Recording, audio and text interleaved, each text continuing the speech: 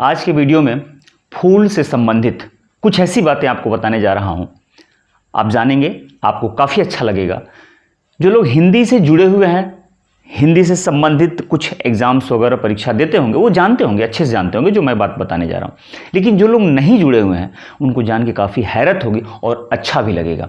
तो आइए जानते हैं कि फूल, हम लोग कहते हैं फूल, कहते हैं पुष्प, हम लोग कहते हैं कुसुम, प्रसून, कुमुद, ये सब फूल की पर्यायवाची है। लेकिन इनमें बहुत कुछ फर्क होता है, बड़ा ही अंतर होता है। कुसुम किसे कहते हैं, कुमुद किसे कहते हैं, फूल किसे कहते हैं, अभी आप देखिए, आपको अच्छा लगेगा कितना। ठीक है, एक बात याद मैं बता दूं आपसे, जब मैं ये बताने जा रहा हूं, अगर दो नाम मैं ले रहा हूं। अगर मैं कहूं चक्रधर और मैं कहूं चक्रपाणी, तो याद रखिएगा, चक्रधर जब मैं कहूंगा तो इसका मतलब होता है जिसने चक्र धारण किया हो। लेकिन अगर मैं कहूं चक्रपाणी तो इसका मतलब ये होगा कि जिसके हाथों में चक्र हो। पाणी का मतलब हाथ होता है, तो जब चक्रपाणी कहते हैं तो जिसके हाथों में चक्र हो तो चक्रपाणी हो जाता है, और जिसने चक्र धारण किया हो तो चक्रधर हो जाता है। तो जैसा वाक्य बनता है वैसे ही शब्द बन जाते हैं। तो आइए जरा फूल के बारे में जाना जाए कि फूल को क्या क्या कहा जाता है। अब देखिए, आपके सामने मैंने लिखा हुआ है, सब ये फूल की पर्यायवाची है। कुसुम, प्रसून, कली, मुकुल, कुमुद, आघ्रात, अनाघ्रात। ये हो सकता है कि आप आघ्रात और अनाघ्रात के बारे में न जाने हो, इससे पहले न सुने हो, लेकिन जो परीक्षा से जुड़े हुए बच्चे होते हैं वो जानते होंगे आघ्रात और अनाघ्रात भी होता है, जो फूल की पर्यायवाची होती है। खैर आइए, अब वीडियो बहुत लंबा नहीं है, सीधे सीधे बेवजह की बात करने कोई मतलब नहीं। सीधे लिखा है सुंदर एवं नाजुक फूल।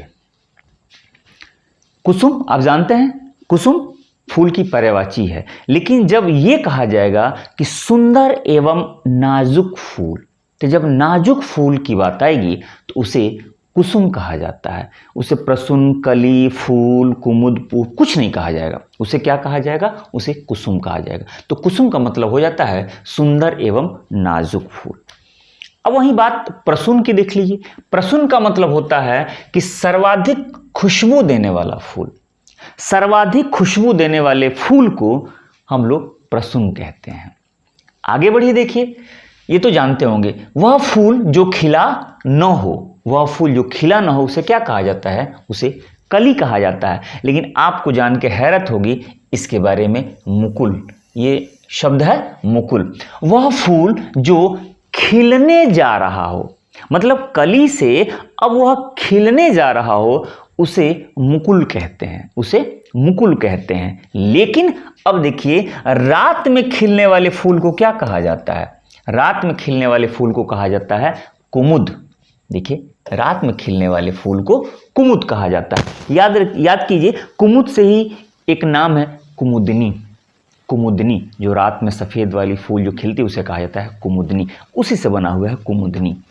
ठीक है, वह फूल जो सूंघा गया हो, हम लोग फूल को लेते हैं और ऐसे नाक के पास सटा करके सूंघते हैं, तो जो फूल सूंघा गया हो उसे आघ्रात कहते हैं, और जो फूल न सूंघा गया हो उसे अनाघ्रात कहते हैं।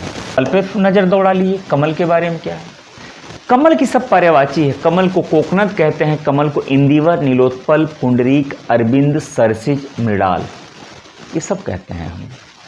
लेकिन जब बात आएगी कि लाल कमल, लाल कमल किसे कहा जाता है, तो लाल कमल को कोकनद कहा जाता है। उसी तरह से नीला कमल को इंदिवर और नीलोत्पल कहा जाता है।